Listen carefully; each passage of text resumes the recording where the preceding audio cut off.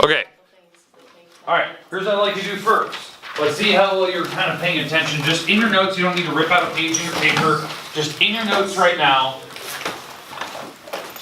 I want you to take this problem, and I want you to find the differential quotient of it. Okay, I'll put the formula on the board in case you don't exactly remember the differential quotient, what it is.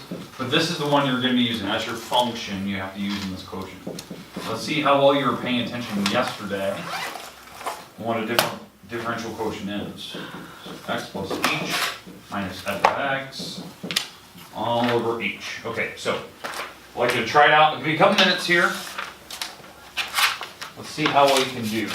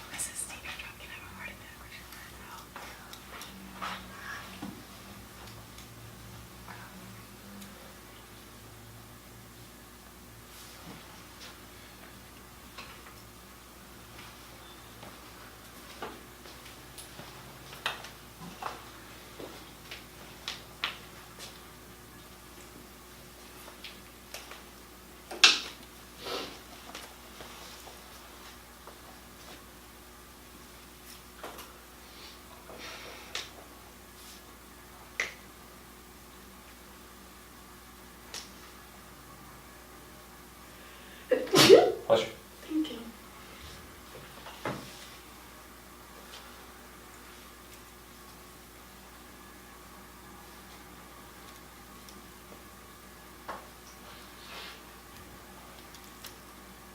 Does anyone need more time with that? I can't gauge. I don't know how long this takes. Give me 25 minutes. Okay. Yeah, I didn't know how to gauge like how long it takes you to get through that.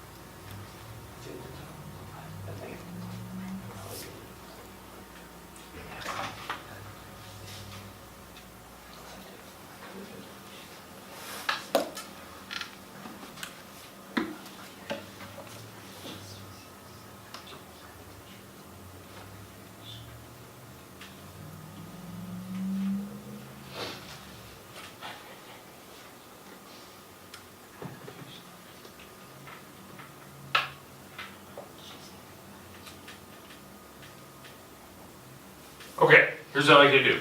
Take your notebook, hand it to the person that is somewhere around you, across the room, I don't care. Just hand it to somebody else. I just want to have them to take a look at yours so you're not looking at your own. So it could be anyone, so hand over, I don't know, exchange tables, pods, I don't care. Just somebody take one. Okay. You don't need to mark in there if they're gonna be like super picky. Some people are like, I don't want you to write my notes, I understand that.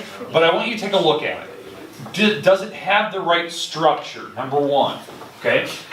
So does it have the form where when they start it, does it have an H? Does it have an H on the bottom? Right. I need the worksheet again. I lost mine. Did you get to pick it this morning? Maybe. Good?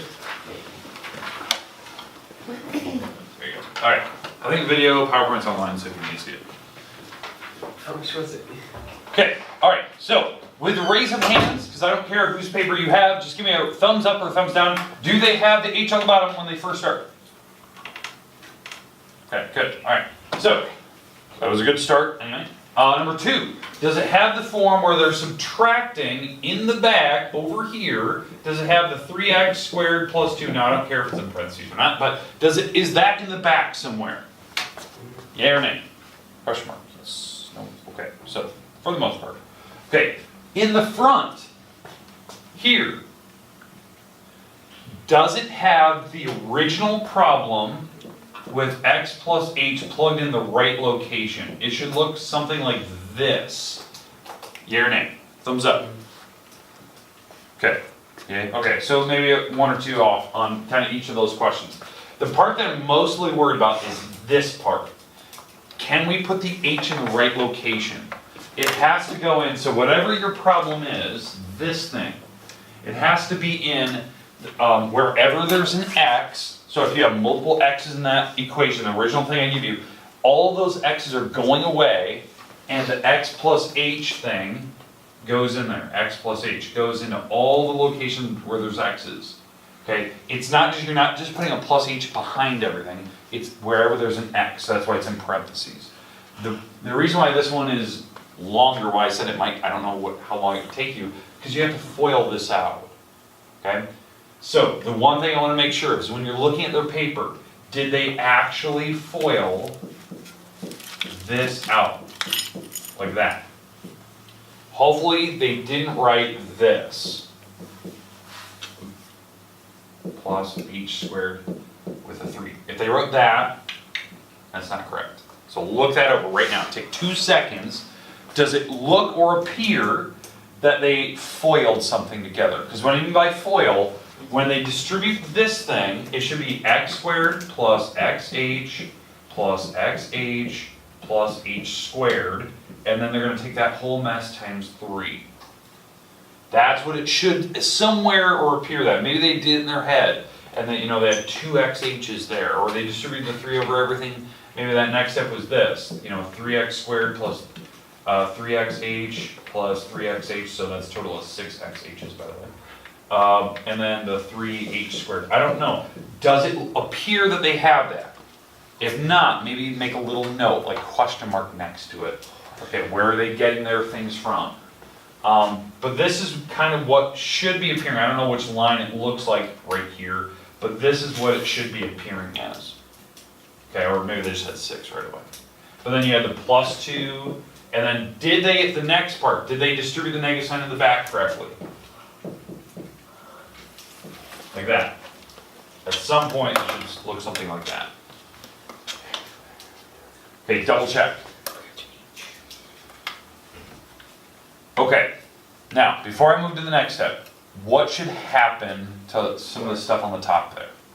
Cancel out. Cancel. What items? Anything with an if it's without an H. Anything without an H. That's the best way to put it. Anything without an H should go away. So, thumbs up or thumbs down on the, just second to last line, did everything without an H on it cancel out? Thumbs up or no? So, okay. So, just kind of in the range. So, if everything with H's didn't cancel out, maybe they wrote something down wrong, you gotta go find that. Oops, sorry. Okay? So the 3 x's should cancel out, the 2 should cancel out. Okay, that's something you need to check. Okay, I'll get rid of that, that's distracting me. Stupid computer disconnected. Okay. So, but what should happen here if we did this right, and this is the part you need to check, does it appear that they have something like this, 6xh plus 3h squared, and they're gonna divide by h eventually? Or maybe it's like 3hx and 3xh, those are the same thing. That's what should appear there, and then the very last step, you should be able to divide the h's off to get your final answer, which is going to be this. So it should be 3h and a 6x somewhere in that problem. That's what you should end up with.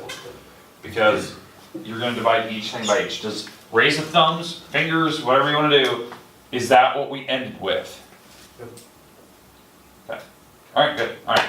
So the reason I want to do that, we spent a lot of time yesterday. We spent the entire 40 minutes yesterday just talking about these.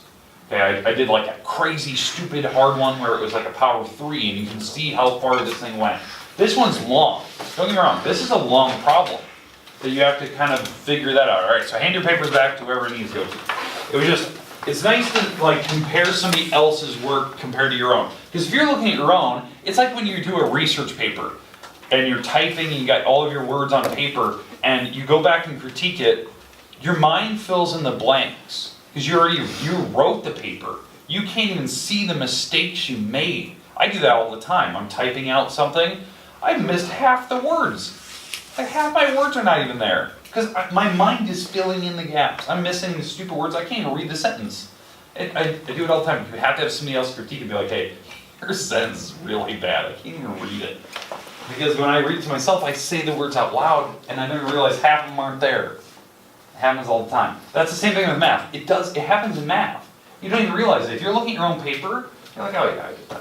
When you're not, you're missing like all of these steps. You need to have somebody else critique it, look at it, see if you're doing it right, see what your structure looks like. All right, questions with that at all? Okay, does, you don't even have to say it, or you can just do a raise the thumb, or whatever you want to do. Does anyone want to see another one? Like, don't be afraid. Like, if you, like, I need to see another one just to make sure I'm doing it right. Or I want to do one more to make sure that we know how to do it. Does anyone need one? Okay, everyone's shy about it. Okay, fine, perfect. Let's move on. Okay, next. Let's talk about even and odd functions. This is the part, I know it's going to seem a little strange. You might need your Chromebook. So if somebody at your pod has one, I want you to log in and just push your computer off to the side for right now. We'll need one Chromebook at each pod because we're going to use a website to help us out with this. Not my own website, we're not going to do the shameless plug today. But you do need a computer because I'm going to show you a tool that I actually want you to use today to double check an answer. Okay? Okay. Are we good? Do we have everything ready to go? Not yet. Right, okay. I'll let you log in, get a browser open. We're going to Desmos. Yes, we are going to go to Desmos. So, desmos.com, desmos.com. So you can pull that up. Just have it off to the side. We're not going to need it right now. If you've never used it, or you don't know that website, like you didn't get my address, you can go to my website, go to PreCalc, and it's on one of the main tabs I've provided. So, okay, we're good to go. Okay, well, the topic we're going into is called symmetry. It's how a picture looks. Is it symmetrical? Does it look balanced? Symmetrics are, the mind is normally gravitates towards things that are symmetrical in shape. It avoids items like if you're to choose two objects, one item that you want, one item that you don't. Your mind will naturally gravitate towards one that is more of a perfect shape, like a perfect polygon, a perfect polyhedra. It just gravitates towards it. It doesn't even have to be the shinier object. It has to be something that looks more clean, okay? It's, and it doesn't even have to deal with like value at all. It's like, they do it in movies all the time. They always say that you're gonna pick a path, and they have this really shiny, brick road, and the other side is kind of a dark and menacing looking path, and everyone's like, I'm gonna take it this way, that looks more safe. Because how movies do it, they do the thing and you don't even see it in the background, you wouldn't even catch it. they make the dark and scary path, darker in color, but they make everything look asymmetrical. Like the walls, the doorways look crooked, and Tim Burton does it a lot for his movies, if you've ever seen one of his films. They make it asymmetrical. Your mind gravitates away from it. Like it's just, you don't want to be connected to it. Symmetrics is when things are balanced, perfectly balanced. There's two types of symmetry. There's y-axis symmetry, and then there's origin symmetry. But we don't call them that. It's called even versus odd. That's what it is. Okay? I'm going to pull up a graph here. We don't need decimals right now, but I want to show you what I'm talking about. So here's my computer. Here's my graph. So whatever the picture I have here,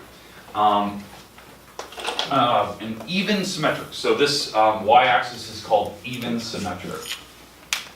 It's when you go across the y-axis and the picture is perfectly balanced. What I mean by that is maybe, it doesn't even have to be on the origin, it could be anywhere, where the picture does something like this. You have some picture going on over there, and on the other side of the y-axis, it's the perfect mirror image of it. Whatever it is. Okay? Like they're the exact same. It's looking in a mirror. But it's across the y-axis, anywhere you want. That's called even symmetric. They're supposed to be the same picture, sorry, I'm not an artist. Does that make sense? It can be anywhere, but they have to be the exact same picture right and left side. So it's a perfect mirror image. But it has to be over this. So it has to be right over that y-axis. That's even symmetry, if you look at a picture of it. Origin symmetry, or better known as odd symmetric, is when the pictures are kind of like reversed of each other.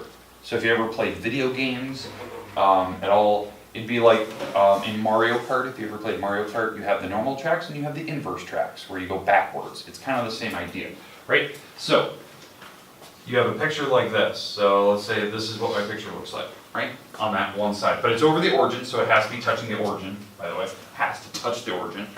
And the other side is the complete opposite drawing. Like the exact opposite of it. Instead of going like this side went up first, this side goes down first across the origin. If it's anywhere else, it has to be centered over the origin. So it can't be something like this. I know this is going to seem really weird to you. It can't be up here, like that. That doesn't work. That's not odd symmetry. I want to explain why. That's kind of the goal today, is to explain like why there's two types of symmetry, why that one rule doesn't work. Okay, do we understand the basics about the two, like what the picture should look like? Now that's the reason why I had you pull up Desmos, is because I'm going to give you a function. We're going to check it using mathematics, like the normal equation form of it, and then we're going to graph it so you can see the picture, what it looks like. So you can see, is it symmetrical or is it not? That type of thing. And we're going to try to figure out which type it is. Okay, I'm going to get rid of my graph because we're going to do everything with just the normal formula, and then we're going to come back to Desmos here in a second so you can see this. Okay. All right. I need to start and stop the camera here so we can hopefully get this on film.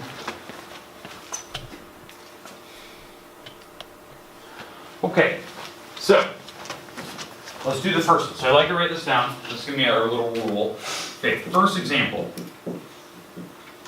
X to the fourth plus 3x squared minus 5.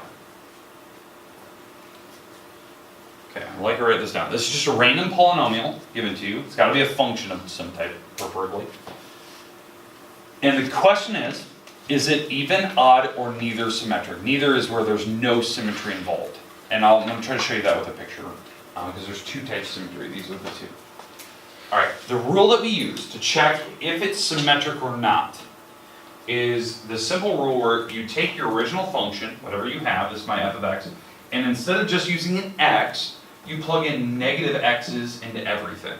So you're going to substitute out all the x's that you guys see in that whole formula and plug in negative x's into those locations. So it's going to look like this. So negative x to the fourth, negative x squared, I guess, and then minus 5, right? Because the 5 doesn't have an x on it. Does that make sense? Like I'm substituting negative x's and everything. This is my rule. It's my go-to rule if you didn't have a picture, like you didn't have the luxury of having decimals in front of you.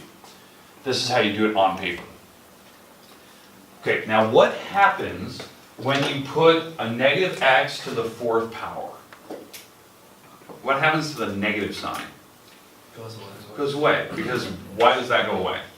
Because it's an even power. Even power, right? It's a negative times a negative times a negative times a negative. There's 4 negatives, they would cancel out, right? So I put this to the 4th, or whatever that number is, it's a negative 1 to the 4th power, which turns out to be 1x to the 4th, right? Because a negative times negative times negative is positive, right? So we don't need to put the 1 there, it's just x to the 4th.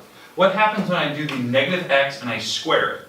It goes away, right? Because it's an even power again. There's 2 negative signs, so they would eventually cancel each other out, so it's 3x squared. And then the minus 5 in the back, well, that doesn't have anything, so it just stays negative 5.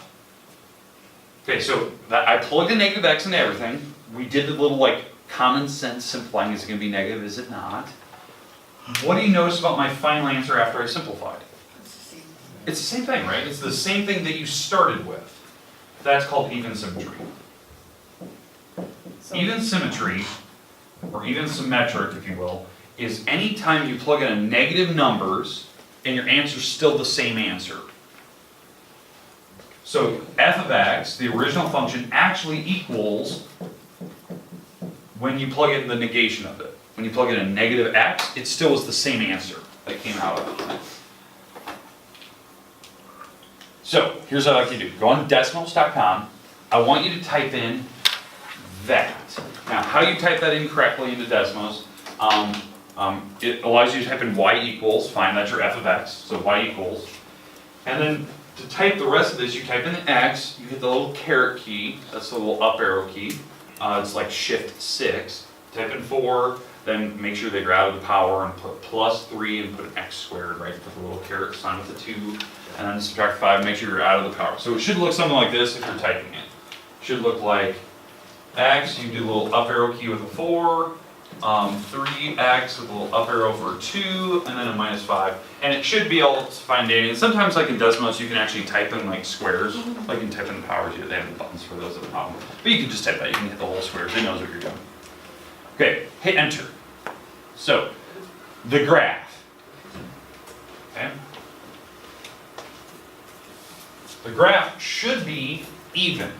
So if you need to, you can zoom out. You can do that little thing where you zoom by 2-finger swiping and stuff. You can zoom out. Can I see somebody's photo of this here? Perfect. Okay. So let's see. I'm going to zoom out here. Just so it's not. Here too. Okay.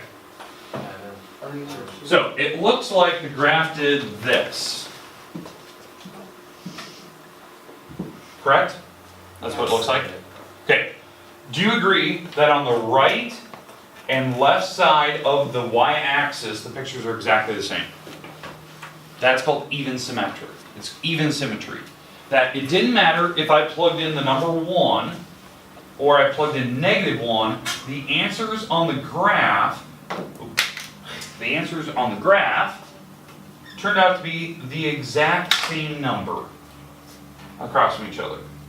Does that make sense? Like they're perfectly symmetric. But it has to be over the y-axis. If it's not over the y-axis, that doesn't work anymore. Okay. Questions on what even symmetry looks like? Now, here's my little shortcut for you. If we go back to this original problem, this one in blue, look at all the powers. Yeah. Power 4, power 2, say it again. They're even. And even the power 5, or I guess the -5, has an even power. It's x to the 0. All the numbers are even. So it's even symmetry. Does that make sense? I can look at that problem in 2 seconds, go, it's even symmetric. Because all the powers are evens. That's your little shortcut, by the way. No book will ever tell you that. So, let's go to the next one. Same exact concept.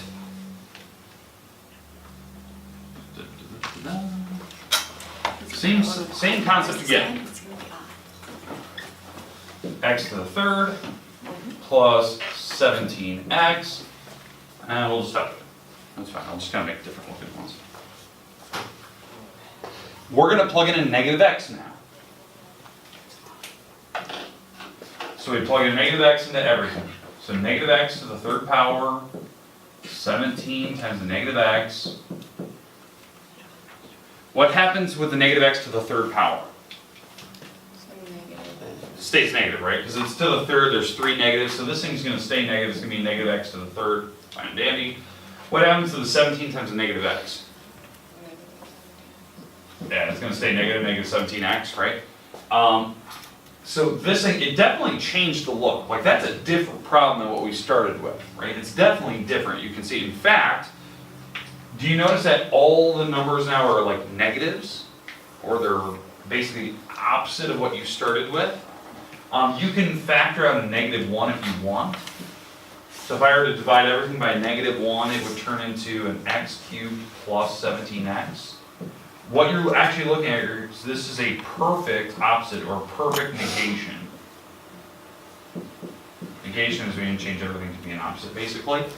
It's the exact opposite of what we started with. Everything was negative, everything changed. That's called odd symmetry. So, again, just like the last one, I want you to graph this one. So go into Desmos, go type it in, x to the third, 17x, and I want to see what this thing looks like.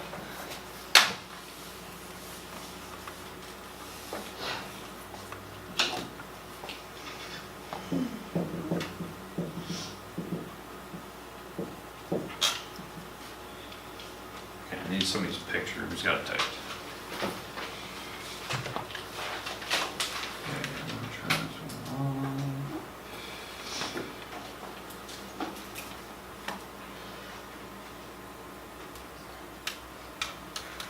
Okay, now if you zoom out far enough, this is basically what it's looking like.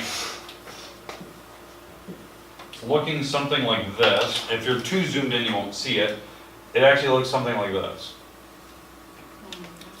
Okay, that's being really zoomed out. That's the generic look of it. Okay? I wonder, did you type in negative signs into that? Yeah, that doesn't look like. Oh, you have the negative signs? I was talking about the original one. It should be, the original one should be this. No, that's not it. Okay. I just have a straight line. It looks straight. If you zoom out, it's actually got just a tiny bit of a curve to it. Just a hair. It's not, it doesn't look great, but it's there. If you're super zoomed in, it looks like a straight line. There is a curve. It's a cubic function. Yeah, there's a little bit of curve. You have to be really zoomed out for it. Okay. What you're looking at here is this is perfectly odd symmetric. What I mean by that is if I were to pick the number 1, the answer is up here. And if I were to pick -1, the answer is down here. They're perfect opposites of each other. Like one's positive, the other one's negative. Didn't matter if I picked a decimal, it didn't matter if I picked the other. They're over the origin. So past 0, 0, they're now shifted. Okay, if you look at your original problem, what are the powers? What are the powers of my original problem? Odds. They're all odd numbers. It's odd symmetric. That's not right. Easy shortcut, right? Let's do one where we mix them together now. So the next one, I'm not going to type this in and do all these negative signs to it because you'll understand what's going to happen here. What I want you to do is just go immediately to Desmos and type in something like this. Negative x to the 5th plus 4x to the 4th plus 3x to the 3rd minus 12x squared plus 10. We'll just skip the x. Okay, we'll just type that.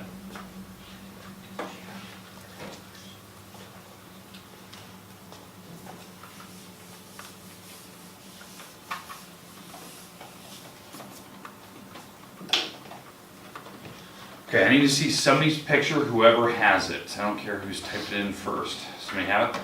Turn around, maybe we got it. Oh yeah, there's a good one. Oh man, the thing is messed up. Okay, so.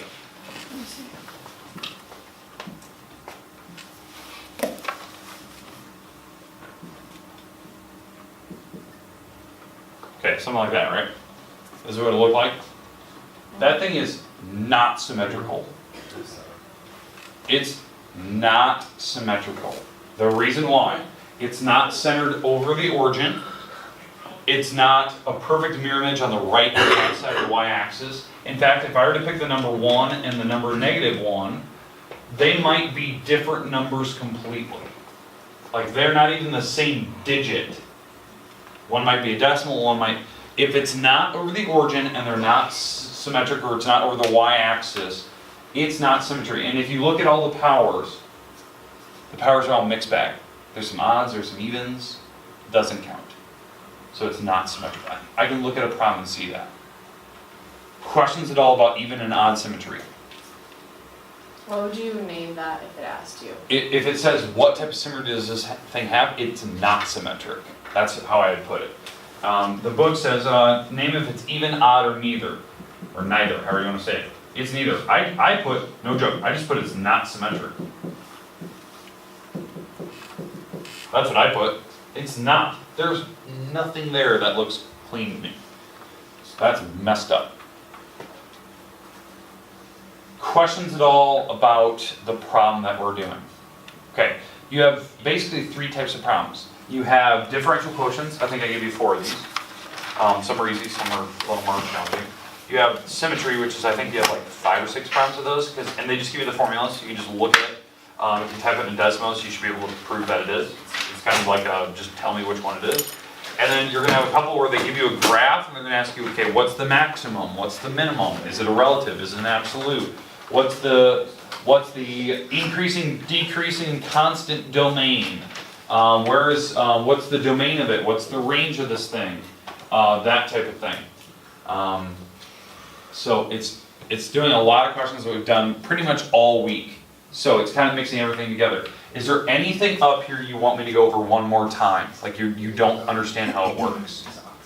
Nope, we're good. Perfect. All right, here's your homework. This homework is due on Tuesday. And it's not very big, and you're not graphing at all. None of these problems I'm going to have you draw. None. Okay, here you go. Page 172. Again, this is due Tuesday. So I have some time. Due Tuesday. Okay, page 172. Numbers 2, 7, 9, 12, 14, 15. These are where they ask you, tell me where it's increasing, decreasing, give me those functions, those intervals. 18 through 26, the evens. Is the picture even, odd, or neither? It's pretty easy, just look at the formula and tell me in 1 second what it is. And I didn't know the shortcuts. 34 and 36 will be the most time that you're going to need to spend. These are the ones where they give you a graph, they're going to ask you 10 questions about it. What's the maximum? What's the minimum? Is it a relative? Is it the absolute? What's the domain? What's the range? What's its, what's the increasing interval? What's the function value at 2? That type of thing. And the last one's 56 through 64. And this, I think I put evens here. These are all the differential quotients. You have a couple of those. There's some easy ones, there's a couple of challenging ones. So there you go. There's no graphing, no graph paper needed. There you go. You're starting to see all the pieces start to come together now. Monday, we'll probably start new notes. We're going to start hopefully graphing Monday. Linear stuff, and then we're going to move on to other things.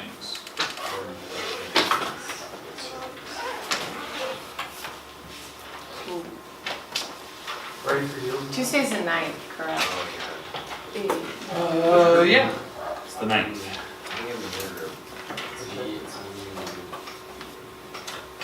Stop. Start with setbacks. I thought it was like cold. Question? Oh, did you?